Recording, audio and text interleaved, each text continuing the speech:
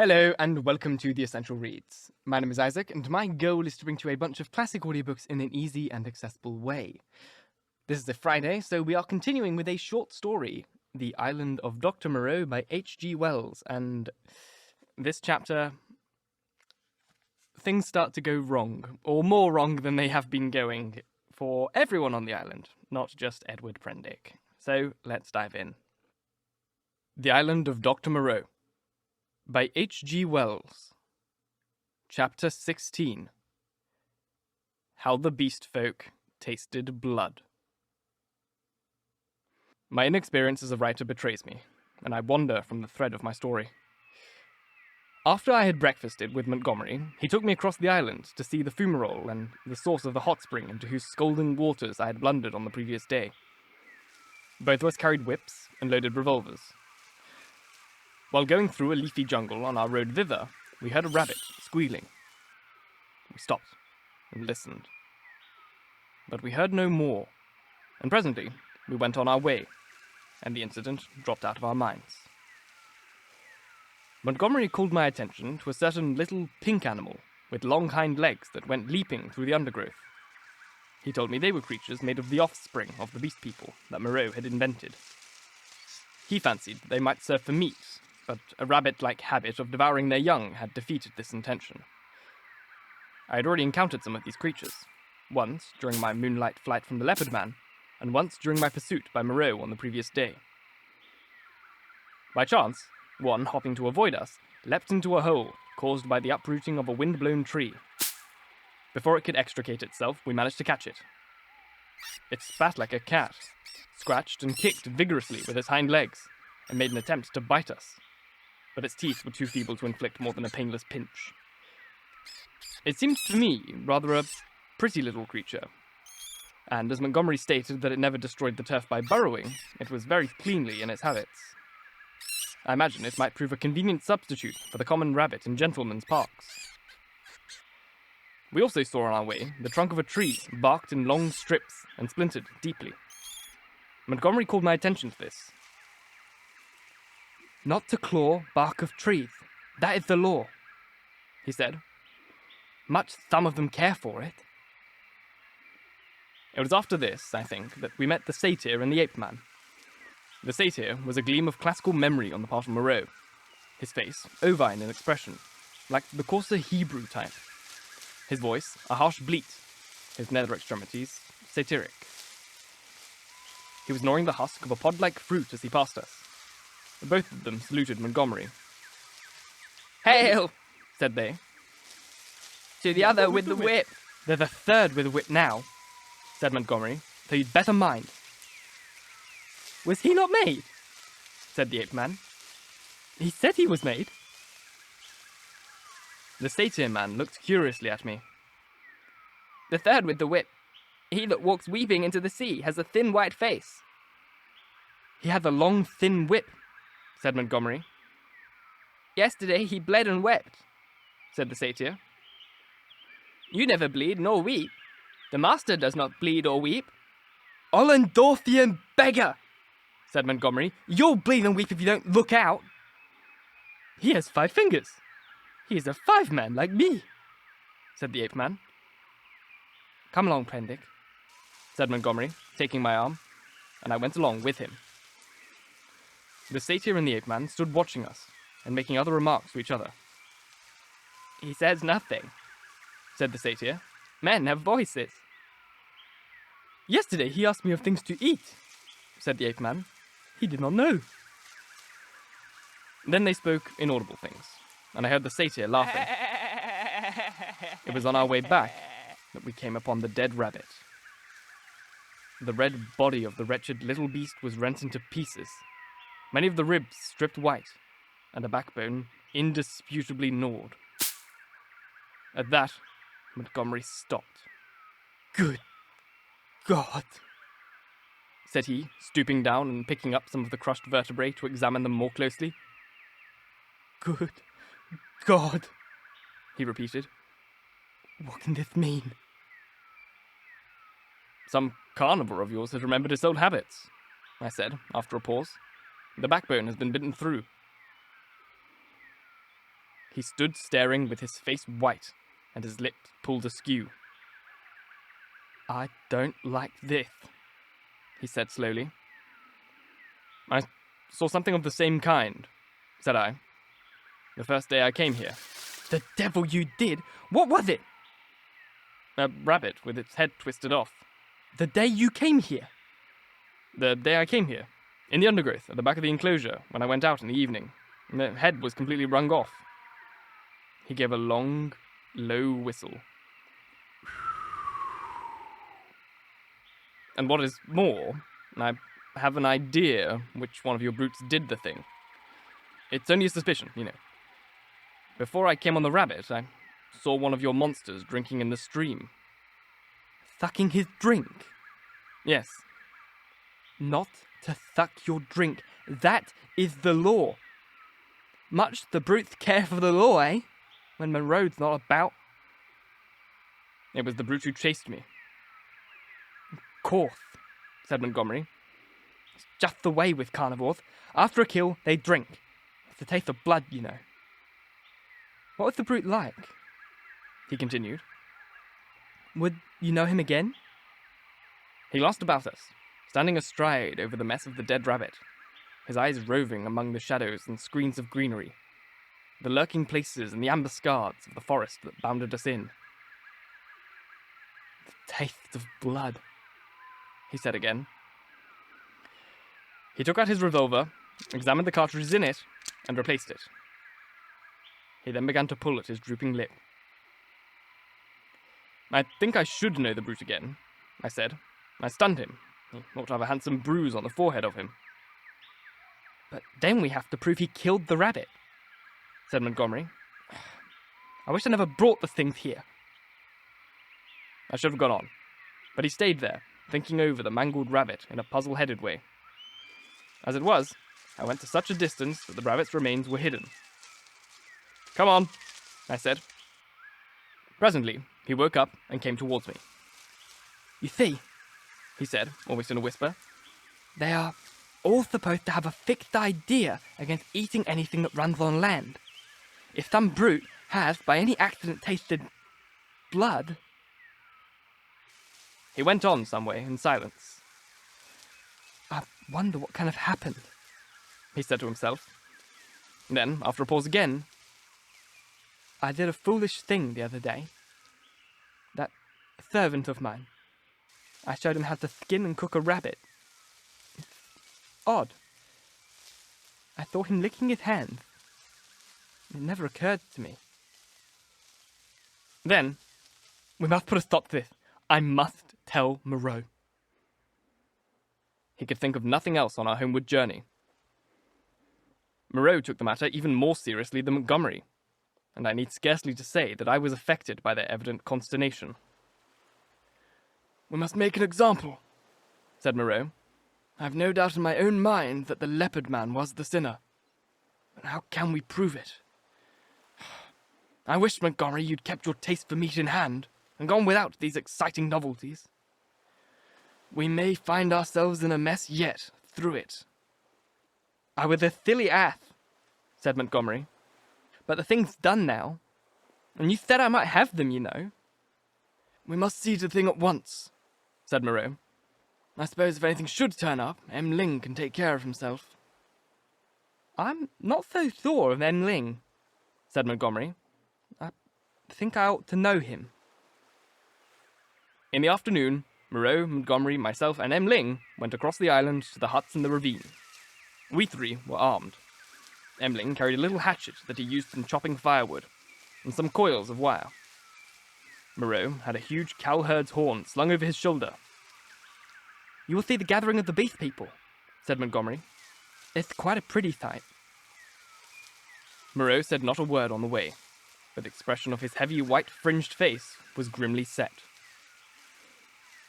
We crossed the ravine, down which smoked the stream of hot water, and followed the winding pathway through the canebrakes till we reached a wide area covered over with a thick, powdery yellow substance, which I believe was sulphur. Above the shoulder of a weedy bank, the sea glittered. We came into a kind of shallow, natural amphitheatre, and here the four of us halted. Then Moreau sounded the horn and broke the sleeping stillness of the tropical afternoon. He must have had strong lungs. The hooting note rose and rose amidst its echoes, to at last an ear-penetrating intensity. "Ah," said Moreau, letting the curved instrument fall to his side again. Immediately there was a crashing through the yellow cane, and a sound of voices from the dense green jungle that marked the morass through which I had run on the previous day. Then, at 3 or 4 points on the edge of the sulphurous area, appeared the grotesque forms of the beast people, hurrying towards us. I could not help a creeping horror as I perceived first one, then another trot out from the trees or reeds and come shambling along over the hot dust. But Moreau and Montgomery stood calmly enough, and, perforce, I stuck beside them. First to arrive was the Satyr, strangely unreal for all that he cast a shadow and tossed the dust with his hooves. After him, from the brake, came a monstrous lout, a thing of horse and rhinoceros, chewing straw as it came. Then appeared the swine woman and 2 wolf women, then the fox-bear witch, with her red eyes in her peaked red face, and then others, all hurrying eagerly. As they came forward, they began to cringe towards Moreau and chant, quite regardless of one another, fragments of the latter half of the litany of the law. His is the hand that wounds, his is the hand that heals, and so forth. As soon as they had approached within the distance of perhaps 30 yards, they halted, and bowing on knees and elbows, began flinging the white dust upon their heads. Imagine the scene if you can. We, 3 blue-clad men with our misshapen, black-faced attendant, standing in a wide expanse of sunlit yellow dust under the blazing blue sky, and surrounded by this circle of crouching and gesticulating monstrosities. Some almost human, save in their subtle expression and gestures. Some like cripples. Some so strangely distorted as to resemble nothing but the denizens of our wildest dreams. And beyond, the reedy lines of a canebrake in one direction, a dense tangle of palm trees in the other, separating us from the ravine with the huts, and to the north, the hazy horizon of the Pacific Ocean. 62, 63, counted Moreau. There are 4 more. I do not see the Leopard man, said I. Presently, Moreau sounded the great horn again, and at the sound of it all, the beast people writhed and grovelled in the dust. Then, slinking out of the canebrake, stooping near the ground, and trying to join the dust-throwing circle behind Moreau's back, came the Leopard man. The last of the beast people to arrive was the little ape man. The earlier animals, hot and weary with their grovelling, shot vicious glances at him. "Cease!" said Moreau, in his firm, loud voice, and the beast people sat back on their hams and rested from their worshipping. "Where is the sayer of the law?" said Moreau, and the hairy grey monster bowed his face in the dust. "Say the words!" said Moreau.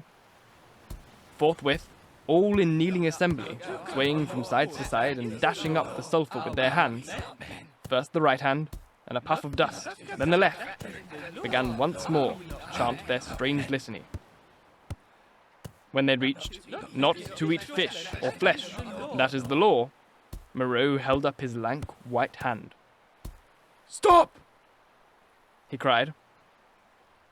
And there fell absolute silence upon them. I think they all knew and dreaded what was coming. I looked round at their strange faces. When I saw their wincing attitudes and their furtive dread in their bright eyes, I wondered that I had ever believed them to be men. "That law has been broken," said Moreau. "None escape," from the faceless creature with silvery hair. "None escape," repeated the kneeling circle of beast people. "Who is he?" cried Moreau, and looked round at their faces, cracking his whip. I fancied the hyena swine looked dejected. So too did the Leopard man. Moreau stopped, facing this creature, who cringed towards him with the memory and dread of infinite torment. "Who is he?" repeated Moreau in a voice of thunder. "He Evil is he who breaks the law, chanted the sayer of the law. Moreau looked into the eyes of the leopard man and seemed to be dragging the very soul out of the creature. Who breaks the law? Said Moreau, taking his eyes off his victim and turning towards us. It seemed to me that there was a touch of exultation in his voice. Goes back to the house of pain. They all clamoured. Goes back to the house of pain, O master. Goes back to the house of pain. Back to the house of pain. Gabbled the ape man, as though the idea was sweet to him. Do you hear? Said Moreau, turning back to the criminal. My friend. Hello? For the leopard man, released from Moreau's eye, had risen straight from his knees, and now, with eyes aflame, and his huge feline tusks flashing out from under his curling lips, leapt towards his tormentor. I am convinced that only the madness of unbearable fear could have prompted this attack. The whole circle of 80 monsters seemed to rise about us. The two figures collided. I saw Moreau reeling back from the leopard man's blow. There was a furious yelling and howling all about us. Everyone was moving rapidly. For a moment, I thought it was a general revolt. The furious face of the leopard man flashed by mine, with Emling close in pursuit. I saw the yellow eyes of the hyena swine blazing with excitement, his attitude as if he were half resolved to attack me. The satyr, too, glared at me over the hyena swine's hunched shoulders. I heard the crack of Moreau's pistol and saw the pink flash dart across the tumult. The whole crowd seemed to swing round in the direction of the glint of fire, and I too was swung round by the magnetism of the movement. In another second, I was running, one of a tumultuous shouting crowd in pursuit of the escaping leopard man. That is all I can tell definitely. I saw the leopard man strike Moreau, and then everything spun about me till I was running headlong. Emling was ahead, close in pursuit of the fugitive. Behind, their tongues already lolling out, ran the wolf women in great leaping strides. The swinefolk followed, squealing with excitement, and the two bullmen in their swathings of white. Then came Moreau, in a cluster of the beast people, his wide-brimmed straw hat blown off, his revolver in hand, and his lank white hair streaming out. The hyena swine ran beside me, keeping pace with me and glancing furtively at me out of its feline eyes, and the others came pattering and shouting behind us. The leopard man went bursting his way through the long canes which sprang back as he passed, and rattled Emling in the face. We others, in the rear, found the trampled path for us when we reached the break. The chase lay through the break for perhaps a quarter of a mile, and then plunged into a dense thicket, which retarded our movements exceedingly, though we went through it in a crowd together.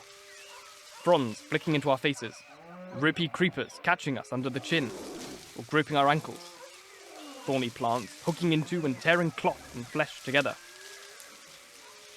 He has gone on all four through this, panted Moreau, now just ahead of me. None escape, said the wolf bear, laughing into my face with the exultation of hunting. We burst out again among rocks, and saw the quarry ahead, running lightly on all fours and snarling at us over its shoulder. At that, the wolf folk howled with delight. The thing was still clothed, and at a distance, its face still seemed human, but the carriage of its 4 limbs was feline, and the furtive droop of its shoulder was distinctly that of a hunted animal. It leapt over some thorny yellow-flowering bushes, and was hidden. Emling was half across the space. Most of us now had lost the first speed of the chase, and had fallen into a longer and steadier stride. I saw, as we traversed the open, that the pursuit was now spreading from a column into a line. The hyena swine still ran close to me, watching me as it ran, every now and then puckering its muzzle with a snarling laugh. At the edge of the rocks, the leopard man, realizing that he was now making for the projecting cape upon which he had stalked me on the night of my arrival, had doubled into the undergrowth. But Montgomery had seen the maneuver and turned him again. So, panting, tumbling against rocks, torn by brambles, impeded by ferns and reeds, I helped pursue the leopard man, who had broken the law, and the hyena swine ran laughing savagely by my side. I staggered on, my head reeling and my heart beating against my ribs, tired almost to death, and yet not daring to lose sight of the chase, lest I should be left alone with this horrible companion. I staggered on, in spite of infinite fatigue and the dense heat of the tropical afternoon. At last, the fury of the hunt slackened. We'd pinned the wretched brute into a corner of the island. Moreau, whip in hand, marshalled us all into an irregular line. And we advanced, now slowly, shouting to one another as we advanced and tightening the cordon about our victim. He lurked, noiseless and invisible, in the bushes through which I had run from him during that midnight pursuit. Steady! Cried Moreau, Steady! as the ends of the line crept round the tangle of the undergrowth and hemmed the brute in. Wear a rough! Came the voice of Montgomery from behind the thicket. I was on the slope above the bushes. Montgomery and Moreau beat along the beach beneath. Slowly, we pushed in among the fretted network of branches and leaves. The quarry was silent. Back to the House of Pain! House of Pain! The House of Pain! Yelped the voice of the ape-man some 20 yards to the right. When I heard that, I forgave the poor wretch all the fear he had inspired in me. I heard the twig snap, and the boughs swish aside before the heavy tread of the horse rhinoceros upon my right. Then, suddenly, through a polygon of green in the half-darkness under luxuriant growth, I saw the creature we were hunting. I halted. He was crouched together in the smallest possible compass, his luminous green eyes turned over his shoulder regarding me. It may seem a strange contradiction in me. I cannot explain the fact. But now, seeing the creature, there, in a perfectly animal attitude, with the light gleaming in its eyes, and its imperfectly human face distorted with terror, I realized again the fact of its humanity.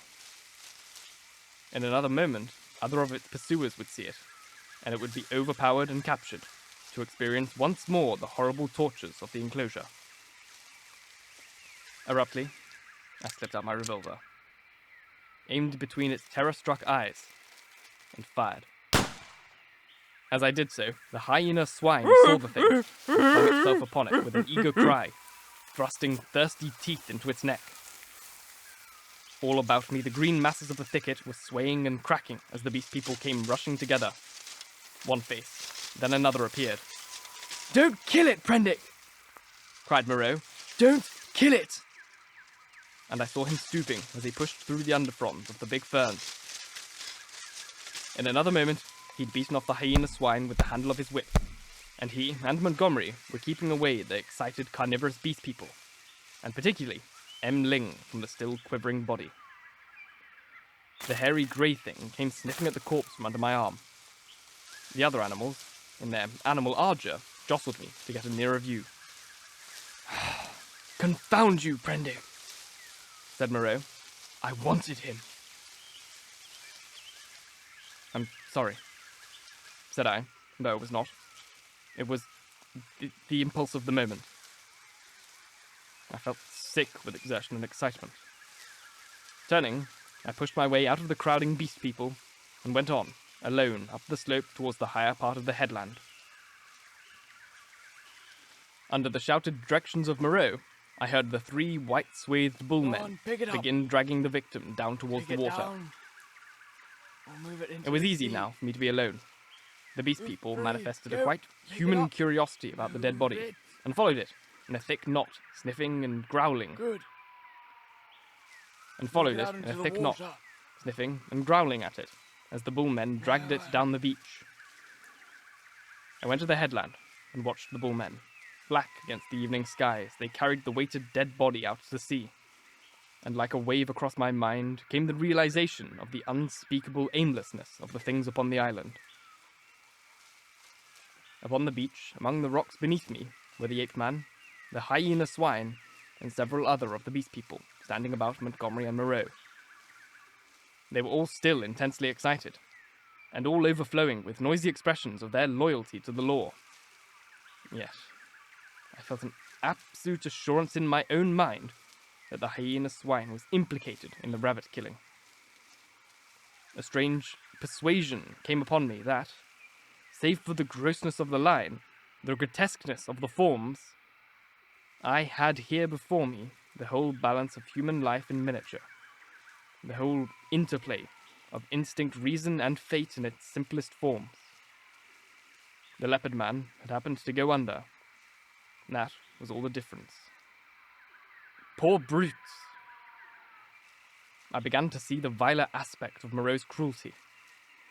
I had not thought before of the pain and trouble that came to these poor victims after they had passed from Moreau's hands. I had shivered only at the days of actual torment in the enclosure. But now that seemed to me the lesser part. Before, they had been beasts, their instincts fitly adapted to their surroundings, and happy as living things may be. Now they stumbled in the shackles of humanity, lived in a fear that never died, fretted by a law they could not understand. Their mock-human existence, begun in an agony, was one long, eternal struggle, one long dread of Moreau. And for what? It was the wantonness of it that stirred me. Had Moreau had any intelligible object, I could have sympathized at least a little with him. I'm not so squeamish about pain as that. I could have forgiven him a little, even had his motive been only hate. But he was so irresponsible, so utterly careless. His curiosity, his mad, aimless investigations drove him on, and the things were thrown out to live a year or so, to struggle and blunder and suffer, and at last to die painfully. They were wretched in themselves. The old animal hate moved them to trouble one another. The law held them back from a brief hot struggle and a decisive end to their natural animosities. In those days, my fear of the beast people went the way of my personal fear of Moreau. I fell, indeed, into a morbid state, deep and enduring, and alien to fear, which has left permanent scars upon my mind. I must confess that I lost faith in the sanity of the world when I saw it suffering the painful disorder of this island.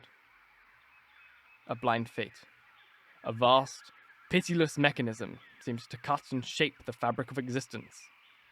And I, Moreau, by his passion for research, and Montgomery, by his passion for drink, and the beast people, with their instincts and mental restrictions, were torn and crushed, ruthlessly, inevitably, amid the infinite complexities of its incessant wheels. But this condition did not all come at once. I think, indeed, that I anticipate a little in speaking of it now. Thank you so very much for listening. If you enjoyed, please like, comment, share, all that jazz, and if you really enjoyed, do subscribe, because there is more to come. If you're listening on podcasts, please leave all the podcasty things, leave a review. It helps get it in front of as many people as possible, which is great and helps out a lot. And if you want to support me further, you can go to the Patreon, where you'll have access to exclusive audiobooks every single week that you'll only find there and nowhere else, unless people have pirated them, in which case I am helpless to stop it. Once again, thank you very much for listening, and until next time, bye-bye.